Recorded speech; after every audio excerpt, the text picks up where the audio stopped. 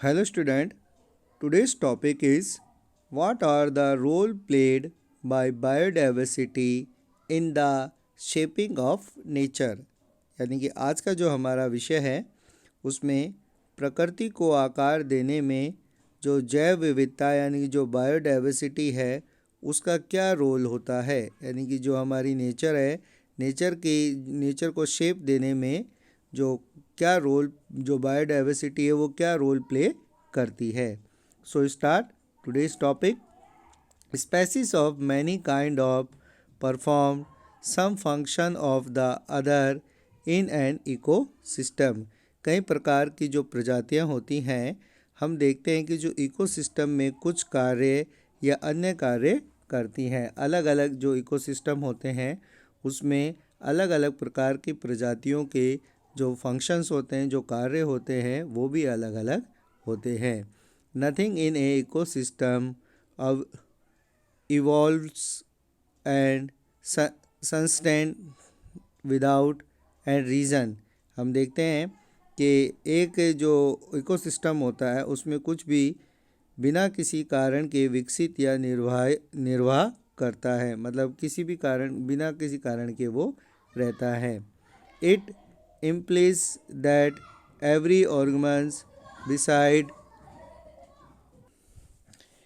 it implies of every organism beside exciting is need of also contribute something of useful and other organisms।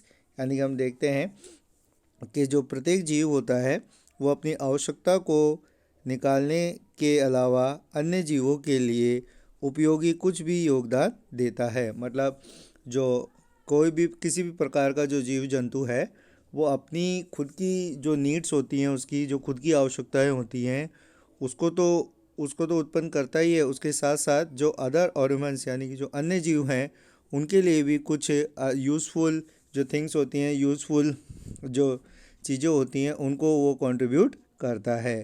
Human being contribute a great deal to the substance of ecosystem. जहाँ हम देखते हैं जो मनुष्य होता है वो जो इकोसिस्टम के निर्वाह के लिए बहुत बड़ा योगदान करता है कि किस तरीके से जो ह्यूमन बीइंग है उसका कंट्रीब्यूशन इकोसिस्टम में होता है। Species capture and store energy, produce and decomposition organic materials. जहाँ पे हम देखते हैं तो प्रजातीय ऊर्जा को पकड़ती है और संग्रहित करती है। जो स्पेसीज होती हैं वो किस तरीके से जो एनर्जी होती है उसको स्टोर करती है, प्रोड्यूस यानी उसका उत्पादन करती है, और उसे डिकम्पोजिश यानी कि जो मटेरियल्स होते हैं, कार्बनिक जो पदार्थों का उत्पादन एवं विघटन करने का वो काम करती है। Help to cycle water and nutrition and throughout the ecosystem. अगर हम देखें तो जैसे हम देखते हैं कि जो इकोसिस्टम होता है वो पानी और पोषक तत्वों को चक्रीय करता है, मतलब उनका रिसाइकिल यानी कि उनका साइकिल बनाता है। Fix atmospheric gases and help regulate the climate, और साथ ही साथ वायुमंडलीय जो गैसों को ठीक करने और जलवायु को विनियमित करने में भी मदद करता है। These functions are important of ecosystem function and human survival। अगर हम देखते हैं कि जो ये कार्य है, ये जितने भी जो वर्क होते हैं, जितने भी जो फंक्शंस होते हैं, वो इकोसिस्टम के जो फंक्शन है और जो ह्यूमन बीइंग है यानी कि जो मनुष्य है, मनुष्य को सर्वाइव यानी कि मनुष्य के अस्तित्व बनाने के लिए बहुत महत्वपूर्ण माने जाते हैं। The more drivers in ecosystem better as the changes of the species of survive through advised of attack and consciously is more productive। इसलिए हम कह सकते हैं कि जो प्रजातियों के नुकसान से सिस्टम को की खुद को बचाए रखने की क्षमता भी कम हो जाती है। यानी कि जैसे जैसे जो स्पेसीज है यानी कि जो प्रजातियां हैं वो जैसे जैसे कम होंगी तो जो इकोसिस्टम है, इकोसिस्टम की जो पावर है, इकोसिस्टम की जो कैपेसिटी है, उसमें भी वीकनेस यानी कि उसमें भी डिक्रीज होगा। और उच्च आनुवंशिक जो विविधता वाले जो प्राणियों की तरह उच्च जैव विविधता वाली पारिस्थितिक तंत्र में पर्यावरण परिवर्तन के अनुकूल होने की अधिक संभावना देखने को मिलती है। कि जिस तरीके से जहाँ पर अगर बहुत अधिक जो स्पाइसीज है उसकी जो वैरायटी अगर हमें ज़्यादा मिलेगी या जो इकोसिस्टम है वो बहुत ही ज़्यादा डेवलप होगा, तो हम कह सकते हैं कि वहाँ पर हम देखेंगे कि जो इकोसिस्टम है वो बहुत अधिक अच्छी तरीके से पनप पाएगा। Hence, the loss of species would decrease in ability of the system to maintain itself। यानी कि जैसे जैसे जो स्पाइसीज हैं अगर वो डिक्रीज़ होंगे, अगर उनको नुकसान होगा तो जो इकोसिस्टम है उसे भी उससे नुकसान पहुंचेगा। With high biodiversity may have a greater chance to adapting to environmental change. और जितनी ज़्यादा हाई बायोडाइवर्सिटी होगी यानी कि जितने ज़्यादा number of plant, number of animals और उनकी जो वैरायटी हमें जितनी ज़्यादा देखने को मिलेगी, तो इकोनॉमिकल जो इन्वायरमेंटल चेंज है वो भी पॉजिटिवली होगा। In other words, the more than variety of species in the ecosystem, the more stable of ecosystemic likely to be। दूसरे शब्दों में हम कह सकते हैं कि जितनी ज़्यादा वैरायटी स्पाइसीज यानी प्रजातियों की जितनी ज़्यादा विविधता होगी, इकोसिस्टम भी उतना ही ज़्यादा डेवलप्ड होगा। और जो इकोसिस्टम की जो स्टेबिलिटी है यानी कि उसका जो स्टेबल है उससे अधिक स्थिरता हमें देखने को मिलेगी। तो हम कह सकते हैं कि जो हमने देखा कि जो बायोडाइवर्सिटी है वो जो नेचर है, नेचर की जो शेपिंग है उसमें एक इम्पॉर्टेंट रोल प्ले करती है।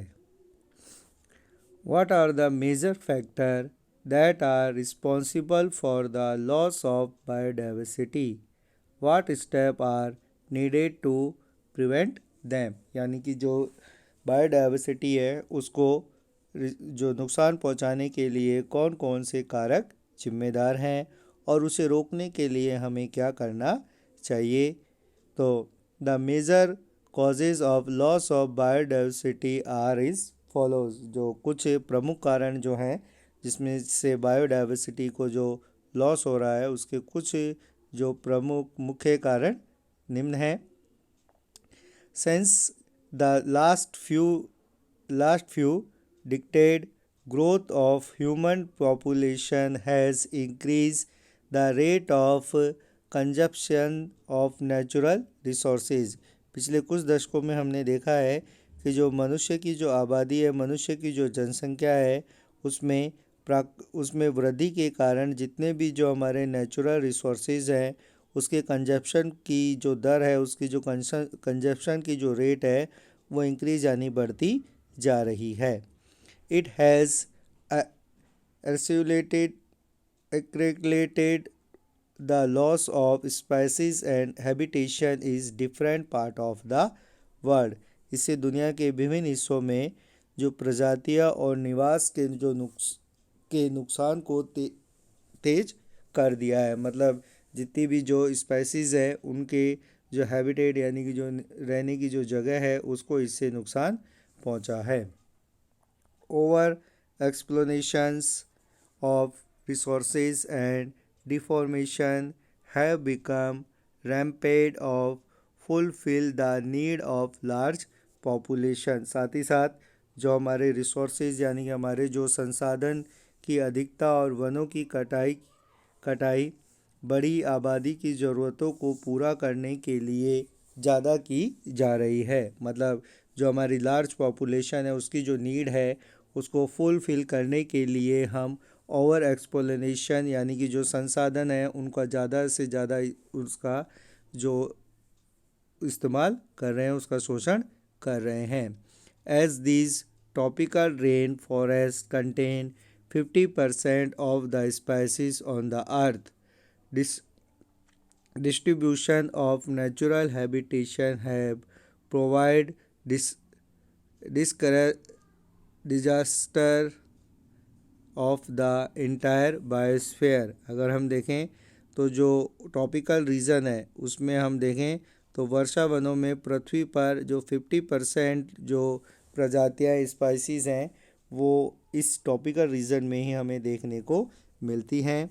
लेकिन इनके जो नेचुरल हैबिटेट यानी कि जो प्राकृतिक आवास हैं वो उनका विनाश हो गया है, वो ख़त्म होते जा रहे हैं। इसलिए जो पूरा जो जीव मंडल है बायोस्फीयर है यानी कि पूरे जीव मंडल के लिए विनाशकारी साबित हो रहा है। Natural natural calamities such as earthquake, flood, volcanic erosion, forest fire, drought etc यानी कि जो बाढ़ है, भूकंप है, ज्वालामुखी विस्फोट है, जंगल की आग है, सूखा इत्यादि जैसी जो प्राकृतिक जो आपदाएं हैं उनसे भी पृथ्वी की वनस्पति और जीवों को नुकसान पहुंचा है।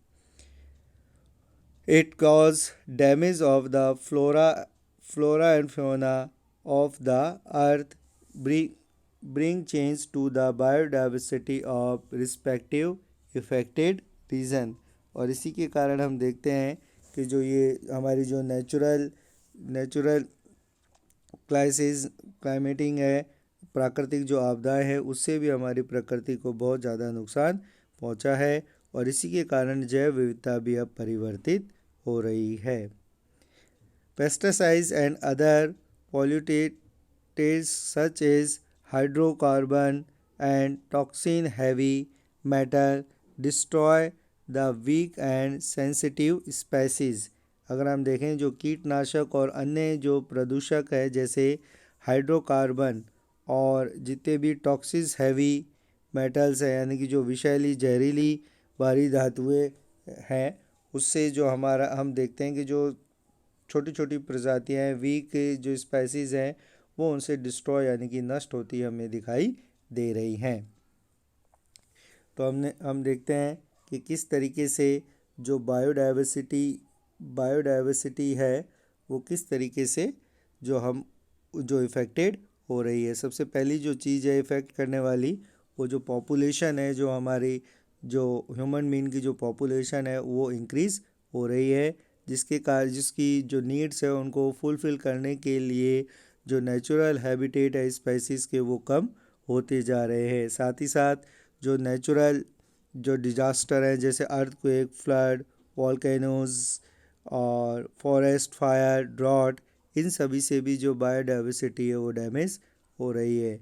इसके साथ जो पेस्टिसाइड्स है यानी कि जो कीटनाशक का जो हम उपयोग करते हैं जैसे हाइड्रोकार्बन है, टॉक्सिस हैवी मेटल्स है, उनसे जो वीक और सेंसिटिव स्पेसीज़ है वो भी नष्ट होती जा रही है। तो हम कह सकते हैं कि जो कुछ प्रमुख कारण हैं जिससे कि हमारी जो बायोडाइवर्सिटी है उसको नुकसान हो रहा है।